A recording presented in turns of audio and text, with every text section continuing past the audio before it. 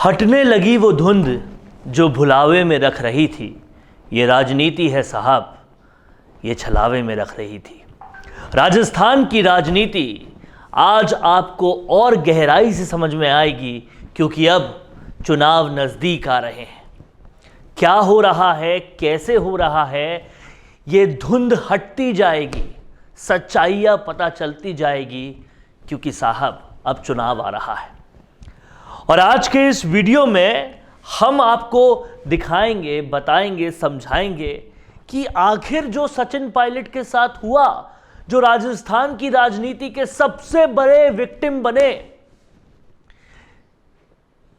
क्या अब जो हुआ है वो जुर्माना है या जिम्मेदारी है?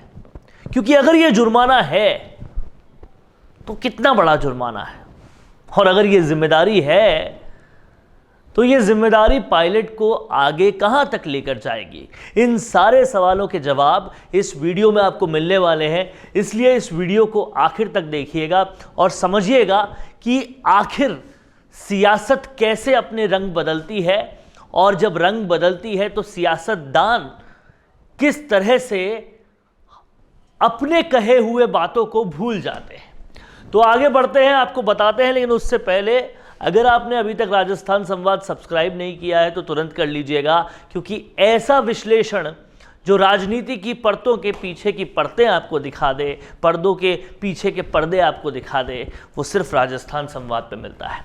तो चुनाव से पहले बीजेपी और कांग्रेस के फॉर्मूले, नीतियां, मोटिव अब पूरी तरीके से आपको दिखने लगे हैं, और राजस्थान के बड़े नेताओं का भरोसा जो है वो कहीं ना कहीं रणनीतियों में नजर आ रहा है। और अशोक गहलोत भी अब रणभूमि में अपनी योजनाओं को लेकर खड़े हो गए हैं। तो एक तरफ योजनाएं हैं और एक तरफ बीजेपी पूरी ताकत से अब कांग्रेस की कुरीतियों को सामने ला रही है। लेकिन इन सब में अगर देखें तो समझ में आएगा कि सचिन पायलट के साथ आखिर हो क्या रहा है। तो हमेशा की तरह कांग्रेस अपना जो सबसे पुराना वोट बैंक है, अल्पसंख्यकों का, उन्हें साधती है, और वही काम मुख्यमंत्री अशोक गहलोत ने भी किया है। और कहीं ना कहीं अल्पसंख्यकों के लिए हॉस्टल, सुविधा केंद्र खोलने पर जोर दिया है, और योजनाओं के लिए धन वर्षा भी करनी शुरू कर दी है। जैसे राजस्थान में कहते हैं कि रेवड़ियां बांटनी शुरू कर दी। चुनाव आने लगे हैं साहब, इसलिए इतनी रेवड़ियां बंट रही है, ये कहीं ना कहीं हमें सुनने मिल जाता है। एक के बाद एक मुख्यमंत्री गहलोत योजनाओं पर योजनाएं लाते जा रहे हैं। पेंशन योजना उनमें से एक बहुत बड़ा मास्टर स्ट्रोक है, क्योंकि कहीं ना कहीं उन बुजुर्गों को साधा है कहीं इन योजनाओं से, जिनके अम्ब्रेला के नीचे पूरा परिवार आता है। और अगर वो बुजुर्ग खुश हो जाते हैं तो कहीं ना कहीं परिवार का माइंडसेट बदल जाता है, और वो माइंडसेट वोटों में तब्दील जब हो जाता है तो बहुत ज़बरदस्त तरीके से दिखता है। केसी वेणुगोपाल सोमवार को जब उन्होंने बैठक की थी तो इस बैठक में एक बहुत अहम नियुक्ति की थी, और इन नियुक्तियों में उन्होंने अपनी पूरी टीम बनाई थी, जिसमें पायलट को मुख्यमंत्री गहलोत से ज़्यादा तवज्जो मिली है। ये समझने वाली बात है, यानी कि सीधी और सटीक बात यह है कि अब सचिन पायलट राजस्थान से हटकर नेशनल कांग्रेस के दायित्व में जा रहे हैं। कहीं ना कहीं इससे ये समझ में आ रहा है। उनको महासचिव बनाया गया है। एआईसीसी का जो नया पैनल बन रहा है उसमें खड़गे की जो नई टीम बन रही है उसमें महासचिव की भूमिका दी है। कांग्रेस का मूल मंत्र जो है वो पायलट को और गहलोत को लेकर समानता लाना है, और ये समानता किस तरीके से लाई जाए, ये कांग्रेस आलाकमान के पास अब ऐसा लग रहा है केवल एक फॉर्मूला बचा है कि आप मुख्यमंत्री गहलोत को राजस्थान से तो हिला नहीं सकते, तो पायलट को नेशनली एलिवेट करके अगर कुछ किया जा सके तो वो ये हो सकता है। कांग्रेस किस चेहरे को कहां उतारेगी, अभी ये भी सवाल है। और बीजेपी के ग्रुप में शामिल हुई जो दिग्गज नेता है वो कई बीजेपी के गुट में भी शामिल हुए हैं, इससे भी कहीं ना कहीं कांग्रेस चिंतित है। सीपी जोशी जो कि बीजेपी की नीति बनेगी कांग्रेस का हार का कारण, सीपी जोशी जो कि बीजेपी के अध्यक्ष हैं, उनका कहना है कि बीजेपी की नीतियां कहीं ना कहीं अब कांग्रेस की हार का कारण बनेगी। और बीजेपी अब जो शेड्यूल कास्ट समाज है, जो मीना समाज है, उस पर नज़र रख रहा है और कांग्रेस और बीजेपी दोनों ही सीएम का चेहरा बताने में समर्थ नहीं है। सस्पेंस बरकरार रखा है। असल बात यह है कि दावेदार कहीं है, सिर फुटबॉल बहुत ज़्यादा है। ऐसे में कैसे चेहरे को घोषित करें, ये दोनों के लिए असमंजस वाला काम है और दोनों यही कहते हैं कि हमारा कल्चर ही नहीं है चेहरे बताने का।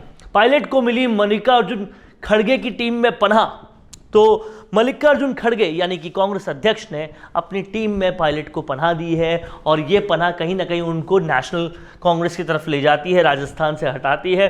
कांग्रेस में पायलट के पास सीधे तौर पे अभी कोई जिम्मेदारी नहीं है और पायलट के बल पर युवा और गुर्जर समर्थन के लिए बहुत ज़रूरी है पायलट को आगे आना, नहीं तो गुर्जर और युवा दोनों वर्ग कहीं ना कहीं कांग्रेस से छूट जाएंगे। अब समझने वाली बात यह है कि सचिन पायलट अगर उनको केंद्र कांग्रेस में एक जगह दे दी है तो क्या वो पूरी तरह से राजस्थान से अपना मोहभंग कर सकते हैं?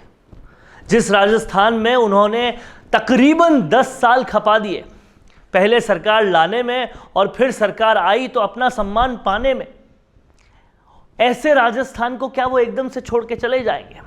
और उससे पहले भी, इन 10 सालों से पहले भी देखें तो भी वो सांसद तो राजस्थान से ही रहे थे। लेकिन यहां पर एक पॉजिटिव बात यह है कि अगर वो चले जाते हैं और राष्ट्र लेवल पर राजनीति करते हैं और जिस पॉपुलैरिटी को उन्होंने राजस्थान में पाया था अगर वो राष्ट्र लेवल पे पाते हैं तो 2 फायदे होंगे। पहला तो ये कि कांग्रेस अपनी इमेज सुधार पाएगी, वो युवाओं के साथ खड़ी है ये मैसेज भी दे पाएगी, और दूसरा ये जिस तरह की पॉपुलैरिटी कैरी करते हैं सचिन पायलट, वो अगर केंद्र में वो जादू अपना दिखाने लगी तो कहीं ना कहीं कांग्रेस को एक ऐसा चेहरा मिल जाएगा जो प्रधानमंत्री नरेंद्र मोदी की लोकप्रियता को काट कर पाएगा या उसका कंपटीशन कर पाएगा।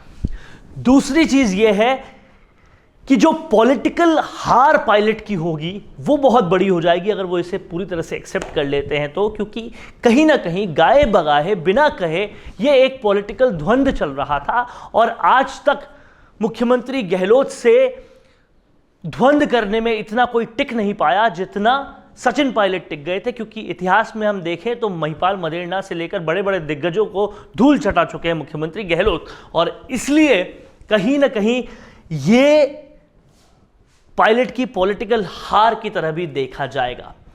कांग्रेस के परिप्रेक्ष्य से अगर समझें और पायलट के पास जितने साल बचे हैं अभी राजनीति करने के लिए उससे अगर समझें तो वो इसे भी पॉजिटिवली ले सकते हैं।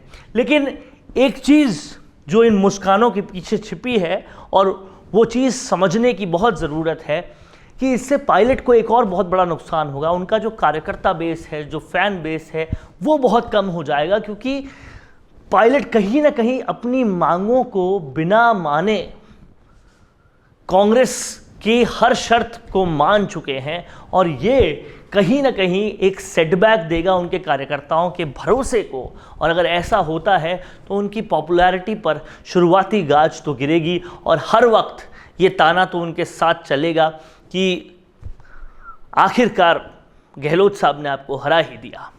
अब ऐसे में कैसे वो आगे बढ़ते हैं, क्या उनका करियर ले जाता है, ये समझना पड़ेगा। हालांकि एक क्रेडिट तो मल्लिकार्जुन खड़गे को देना पड़ेगा कर्नाटक की जीत के अलावा भी, कि अगर ये सिचुएशन ऐसी ही चलती रहती है आगे तक तो राजस्थान को भी क्रैक कर लिया उन्होंने। राजस्थान की भी इस सबसे बड़ी प्रॉब्लम को, जो 2 दिग्गज नेताओं की लड़ाई थी, उनको सॉल्व कर दिया इन्होंने, और कहीं ना कहीं मल्लिकार्जुन खड़गे इस पूरी लड़ाई के सॉल्व करने में श्री कृष्ण की भूमिका निभा रहे थे। ये एक बड़ी बात है जो समझने वाली है। तो ये थी पूरी ये रिपोर्ट कि कैसे ये गेम चेंज हो रहा है और कैसे सचिन पायलट बनाम मुख्यमंत्री गहलोत हारा कौन और जीता कौन, ये एक नैरेटिव लिखा जा रहा है। आपको क्या लगता है? आपका क्या कमेंट है? हमें कमेंट बॉक्स में ज़रूर बताएं। अगर आपको ये वीडियो पसंद आया तो इसे शेयर भी कीजिएगा। नमस्कार। कौन देखता है अब टीवी? टीवी पर आपको कितनों ने देखा, ये कैसे पता चलेगा? घर घर इंटरनेट पहुंचने के बाद अब सब कुछ है डिजिटल। आपका वीडियो कितनों ने देखा ये हर पल आपको पता चलेगा, इसलिए डिजिटल मीडिया में बनाइए अपनी पहचान।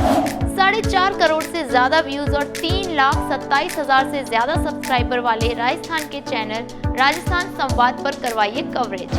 ज्यादा जानकारी के लिए व्हाट्सएप करें 7339900549 पर।